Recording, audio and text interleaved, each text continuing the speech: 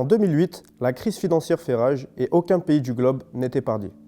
La confiance envers les banques est remise en question et les banques centrales mettent en œuvre des politiques de sauvetage encore jamais vues auparavant. Dans la nuit du 31 octobre au 1er novembre, Satoshi Nakamoto, un adepte du mouvement cypherpunk, fervent défenseur de la protection de la vie privée et amateur de cryptographie, publie le livre blanc du Bitcoin et disparaît des radars à tout jamais.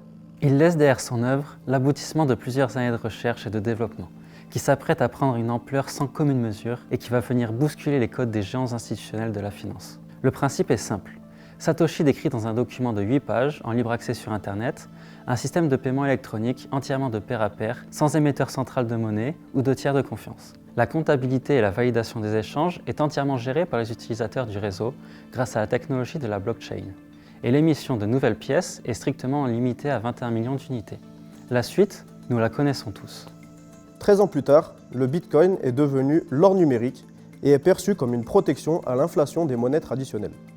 Elle est récemment, depuis le 7 septembre 2021, devenue une monnaie à cours légal dans un premier pays, le Salvador.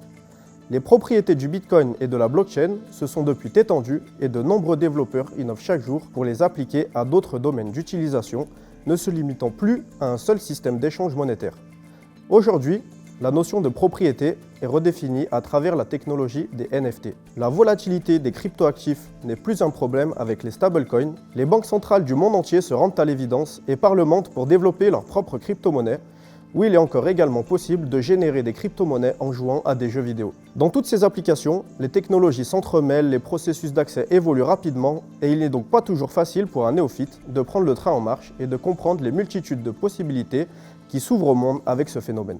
C'est pour cela que nous allons réaliser à partir d'aujourd'hui une série de vidéos explicatives sur tous ces aspects. Si tu te sens loin de ces nouvelles technologies ou bien que tu es intéressé à l'idée de devenir un participant de cette révolution numérique, je t'invite à nous suivre sur notre chaîne YouTube, nos réseaux sociaux et à nous laisser dans les commentaires les sujets qui sont susceptibles de t'intéresser. Les cypherpunks avaient raison.